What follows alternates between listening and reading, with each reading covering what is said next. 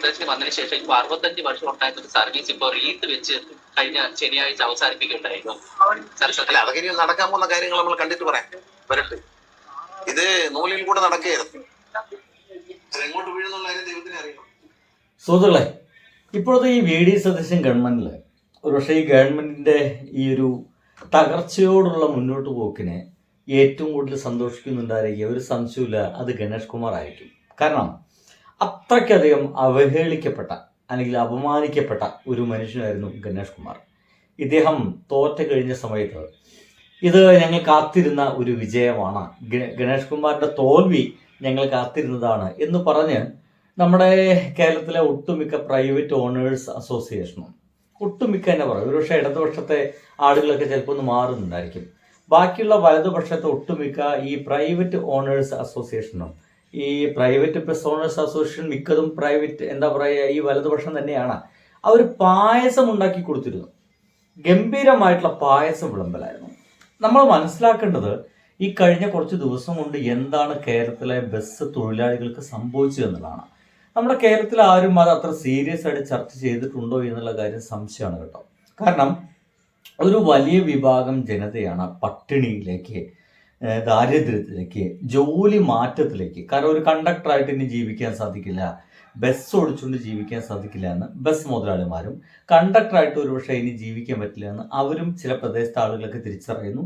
മറ്റു ജോലികളിലേക്ക് അവർ ഇറങ്ങാൻ തുടങ്ങി. അതായത് ഓട്ടോറിക്ഷ വാങ്ങിച്ചു ഓടിക്കുക, വാടകയ്ക്ക് ഓട്ടോറിക്ഷ ഓടിക്കുക എന്നീ പറയുന്ന പരിപാടികളിലേക്കൊക്കെ ഇവർ ഇറങ്ങി എന്നുള്ളതാണ്.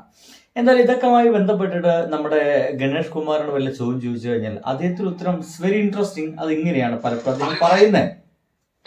പ്രവചിക്കാൻ കഴിയത്തില്ല, നമ്മളിപ്പോ ഒന്നും പറയുന്നില്ല. പ്രൈവറ്റ് ബസ്സുകാരുടെ ഒരു അവസ്ഥ ഇനി എന്തായിരുന്നു സാറിന് പ്രതീക്ഷ? അത് തീർന്നല്ലോ. അവര് പായസം വെച്ച് കുടിച്ചില്ലേ, കുടിക്കട്ടെ. അവരെ നിർത്തുമ്പോ നമ്മളൊരു പായസം വെക്കുന്നുണ്ട്. അദ്ദേഹം പറയുന്നത് ഭയങ്കര രസമായിട്ടാണ്. അവരിപ്പോ പായസം വെച്ച് കുടിക്കല്ലേ, കുറച്ചു നേരം ഇങ്ങനെ പോട്ടെ, ഇനി അവർ നിർത്തും. ബസ് ഓണേഴ്സ് അസോസിയേഷൻ അവരുടെ ബസ്സുകളൊക്കെ നിർത്തിയിട്ട് അവർ മറ്റൊരു പണിക്ക് ഇറങ്ങുമ്പോൾ നമ്മൾ കുറച്ച് പായസം വെക്കലുണ്ട് എന്നാണ് ഗണേഷ് കുമാർ പറയുന്നത്.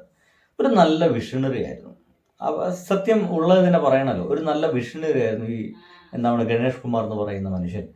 എങ്ങനെയാണ് KSRTC എന്ന് പറയുന്ന ഈ സ്ഥാപനത്തെ മുന്നോട്ട് കൊണ്ടുപോകേണ്ടത് എന്ന് നല്ല ധാരണയുള്ള ഒരാൾ തന്നെയായിരുന്നു ഗണേഷ് കുമാർ. വരാം.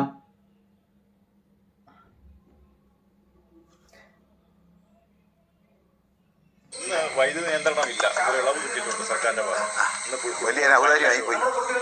അത് വരട്ടെ, ആൾക്കൊക്കെ വേൾഡ് കപ്പ് കാണാൻ പറ്റുന്നുള്ളതിനെ കണ്ടതിന് ശേഷം പറയാം എവിടെയൊക്കെ വൈദ്യുതി നിയന്ത്രണം ഉണ്ടായിരുന്നു, ആരൊക്കെ പന്ത് കളി കണ്ടില്ലെന്ന് നാളെ നിങ്ങളൊരു സർവേ നടത്ത്, അപ്പൊ അറിയാം.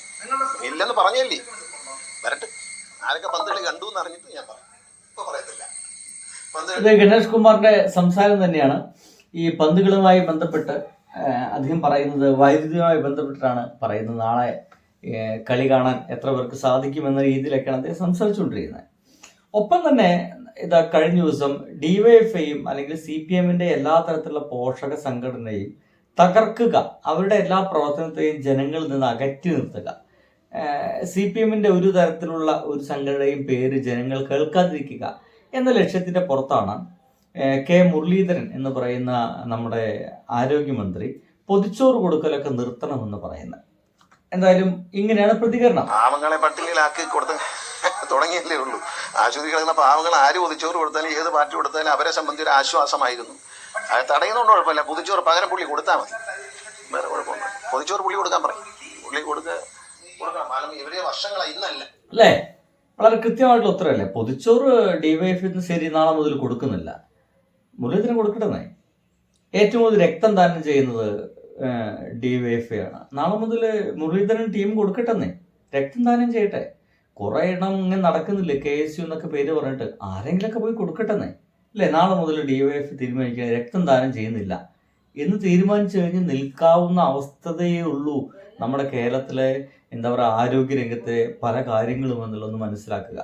അതുമാത്രമല്ല DYFIയുടെ പേരിൽ CPIന്റെ പേരിലൊക്കെ ഇവിടെ ഒരുപാട് ആംബുലൻസുകൾ ഓടുന്നുണ്ട്. ഇനി മുരളീധരൻ നാളെ മുതൽ DYFIയുടെ പേരിൽ ആംബുലൻസ് ഇങ്ങോട്ട് കയറി വരണ്ട, CPMന്റെ പേരിൽ ആംബുലൻസ് ഇങ്ങോട്ട് കയറി വരണ്ട എന്ന് ഇദ്ദേഹം പറയുമോ? ഇനി കുറച്ചുകൂടി ദിവസം ഒന്നുകൂടെ കടന്നു പോയി കഴിഞ്ഞാൽ SFIക്കാർക്കും DYFIക്കാർക്കും CPMകാർക്കും ചികിത്സയില്ല എന്ന് ഇദ്ദേഹം പറയുമോ? എന്തൊരു വിഡ്ഢിത്തമാണ് ഇദ്ദേഹമൊക്കെ പറഞ്ഞുകൊണ്ടിരിക്കുന്നതാണ്. എന്തായാലും ഉത്തരങ്ങളൊക്കെ ജനങ്ങൾ പറയാൻ തുടങ്ങി കേട്ടോ.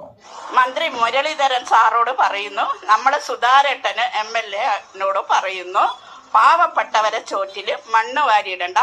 തയ്യിൽ കടപ്പുറക്കാരിയായ സ്വദേശിയായ പത്മജ പറയുന്നതാണ്. ഇവിടെ രാഷ്ട്രീയ ഇത് ഭയങ്കര രസകരമായിട്ടാണ് ഇതിനൊക്കെ ആളുകൾ പ്രതികരിക്കുന്നത് എന്നുള്ളതാണ്. ഒരു സ്ത്രീ പ്രതികരിച്ചത് അതിരൂക്ഷമായിട്ടാണ്, ഒരു സംശയമില്ല കേട്ടോ. വിതരണം തടസ്സപ്പെടുത്തുമെന്നാണ് സർക്കാർ പറയുന്നത്. എങ്ങനെയാണ്? എല്ലാവർക്കും ഭയങ്കര ആശ്വാസമാണ്.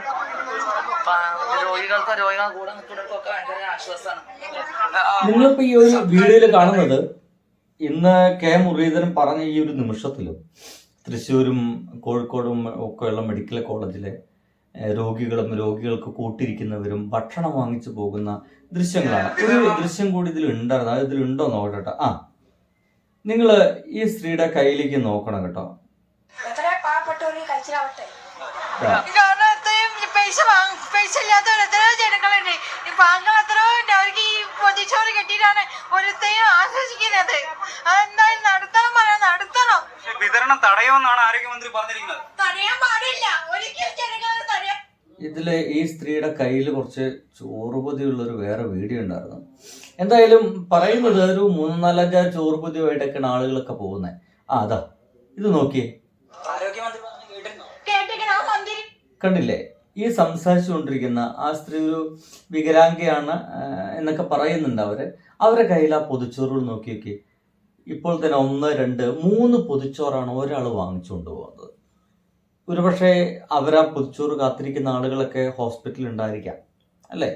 അവർക്കൊക്കെയുള്ള ഭക്ഷണമാണ് വാങ്ങിച്ചുകൊണ്ട് പോകുന്നത്. ഇത്തരത്തിലുള്ള ഒരു നന്മ പ്രവൃത്തിയാണ് വേണ്ട എന്ന് മുരളീധരൻ പറയുന്നത്. ഈ പറയുന്ന മനുഷ്യൻ ഇന്ന് ഒരു വള്ളസദ്യക്ക് പോയിട്ട് ഭക്ഷണം കഴിക്കുന്നുണ്ട്. ഇതൊന്ന് കാണി, എന്നിട്ട് നിങ്ങൾക്ക് പറയാനുള്ളത് പറഞ്ഞോളൂ. വിഭവങ്ങളുടെ എണ്ണം കൊണ്ടാണല്ലോ ആറന്മുള വള്ളസദ്യ ലോക പ്രശസ്തം. കഴിച്ചിട്ട് എങ്ങനെയുണ്ട്? വിഭവങ്ങളുടെ എണ്ണവും സ്വാദും രണ്ടും ചേർന്നാണ് ആറന്മുള സദ്യ. ഏറ്റവും സ്വാദായിട്ട് എന്താ തോന്നിയത്? എനിക്ക് എല്ലാവരും സ്വാദ്, ഏതാണ് സ്വാദ് കുറവ് ഏതാണ് കൂടുതൽ പറയുമ്പോൾ എല്ലാം നല്ല സ്വാദ്. പായസമുണ്ട്, നാരങ്ങയൊക്കെ അച്ചാറൊക്കെ എത്ര എണ്ണമാണ്? എല്ലാം അതിഗംഭീരായി. എല്ലാം കുറച്ചാണ് കഴിച്ചത്. അതേപോലെ 2 ദിവസങ്ങളായി. ഇതാണ് എല്ലാ വിശേഷം. എങ്ങനെയുണ്ട് മൃഷ്ടാന ഭോജനം? ആ ചോദ്യം ചോദിക്കുന്ന മാപ്രയ്ക്ക് ഇതിനൊപ്പം തന്നെ വേറെ എന്തെങ്കിലും ചോദിക്കാമായിരുന്നു അല്ലേ? നിങ്ങളത് പ്രതീക്ഷിച്ചിരുന്നില്ലേ? ബൈ.